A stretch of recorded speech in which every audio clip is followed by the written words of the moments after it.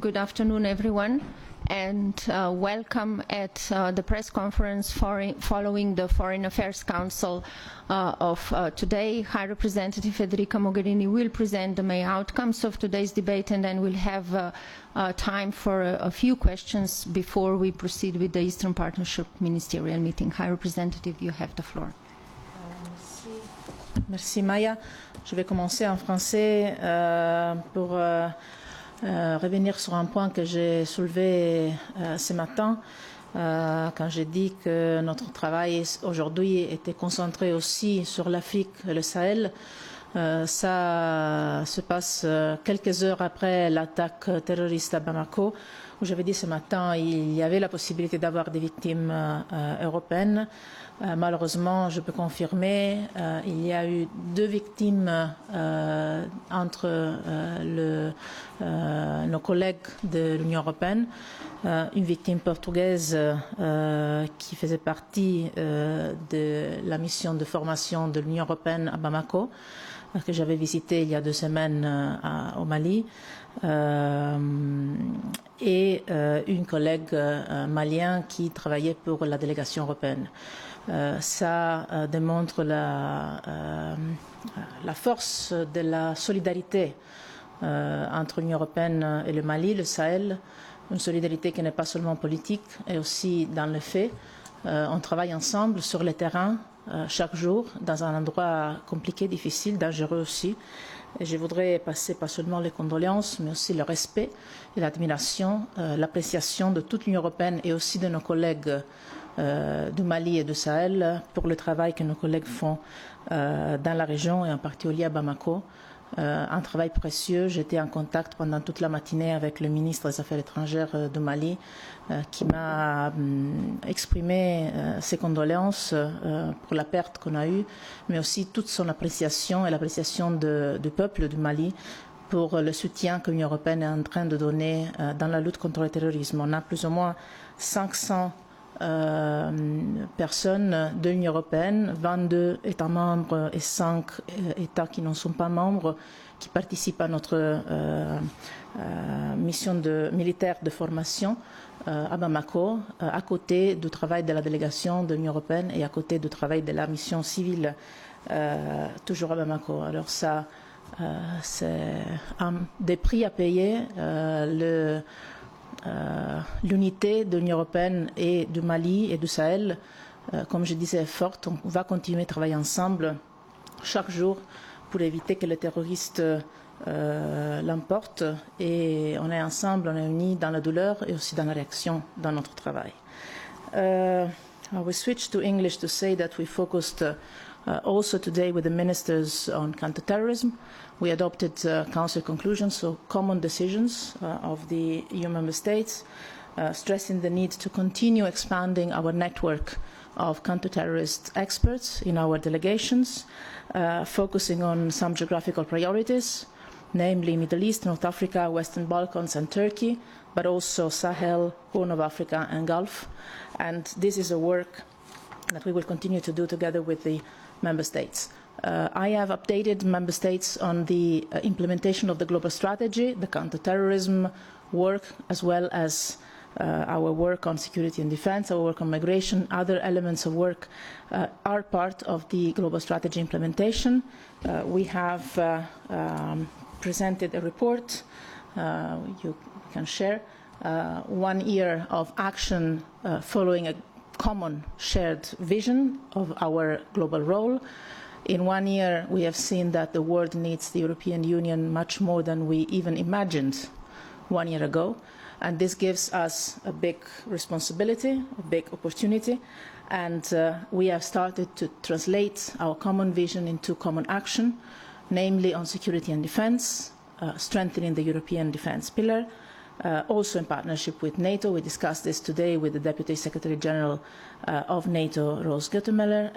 On behalf of the Secretary General of NATO, Jens Stoltenberg, we presented together a report on the 42 actions that the European Union and NATO have undertook in this last months, namely on hybrid threats, but also on strategic communication, on maritime operations coordination between Operation Sophia and Sea Guardian in the Mediterranean in particular, on cyber defense, and on the work we're doing to train our partners. So never as now EU and NATO have been cooperating as a matter of norm and not exception. This is also part of the implementation of our global strategy, as well as it is the work that we have been doing, as I said, on counterterrorism or on migration. I have shared with the ministers the fourth report, if I'm not wrong, on our partnership frameworks, the compacts we have developed with countries of origin and transit in Africa. It's going to be a long work that will continue to require a joint effort by all member states, by all EU institutions, that is presenting the first results in terms of common management of a phenomenon that is particularly complex. I shared with the Minister a couple of numbers that I would probably usefully share also with you, just to give you a sense of the direction of the trends. Last year, in May 2016, there were 70,000 migrants crossing Niger and then moving into Libya and then probably towards the Mediterranean, 70,000. This year, in May, same month, 1 year later, we are to 5,000. So we went down from 70,000 to 5,000 migrants crossing Niger, thanks to an excellent cooperation and partnership with the authorities of Niger, and a strong work we have done, especially in Agadez, to offer economic alternatives, but also to support the joint Sahel efforts to control the territory. Another number of which I am particularly pleased, in Libya, we have moved from 2,000 assisted voluntary returns from Libya to countries of origin that were done in the whole of 2016, 2,000 returns. We have, in the first months of this year, 4,500, so more than the double.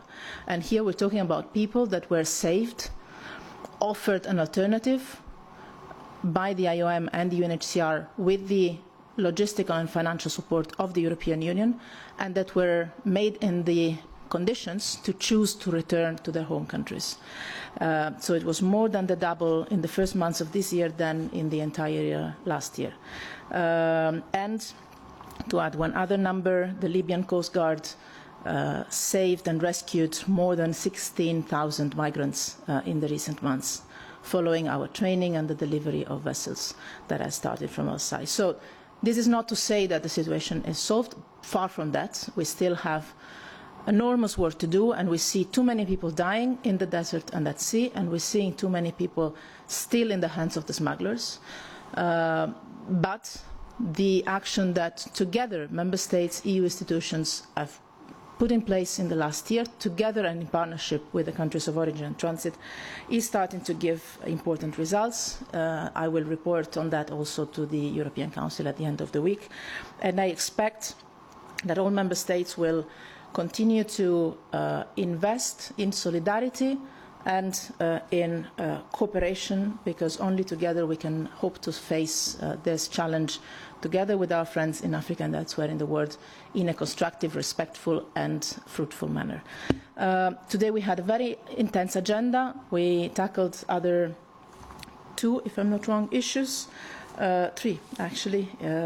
One is the work we do on climate change. You will find decisions, conclusions that the ministers have adopted today, among many other things, on climate change. The European Union believes this is part of our work on security, as I repeated many times in these recent weeks, and we are committed all together to not only implement the Paris Agreement, but also to network with our partners around the world, with our friends around the world, to make sure that there are global alliances of states and non-state actors to make sure that climate action continues as strongly as before, if not even more. Last 2 points. we have taken decisions on Iraq to increase our work in support of the Iraqi authorities, especially in a critical moment for the fight against Daesh in Iraq.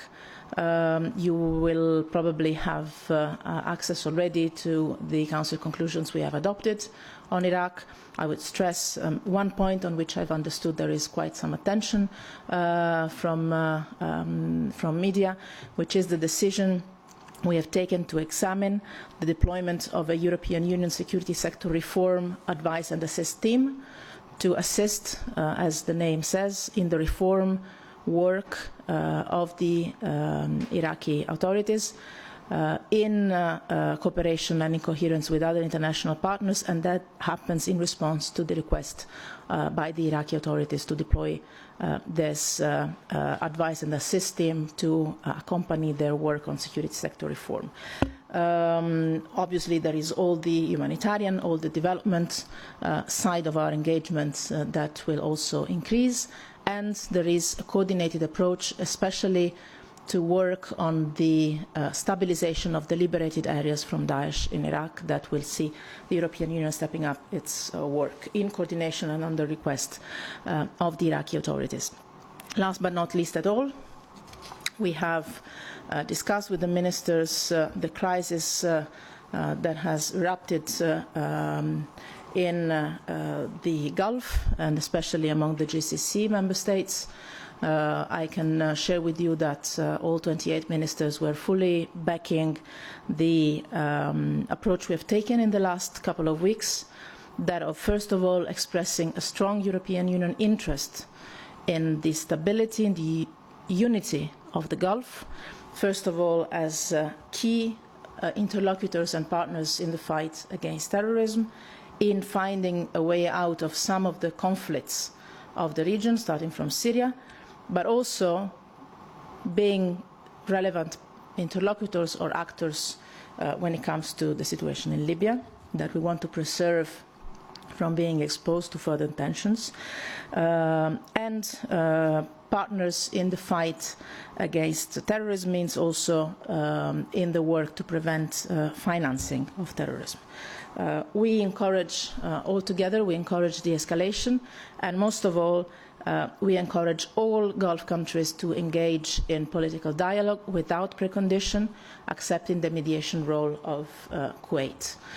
We are ready to help, assist and accompany these mediation efforts in all ways that might be requested. We believe, though, that the region, the Gulf, has in itself the possible strength and wisdom to find a political way out of this crisis. The European Union has the firm intention to keep strong relationships and ties with all the Gulf countries, and we hope that they will manage to restore good working relations among them.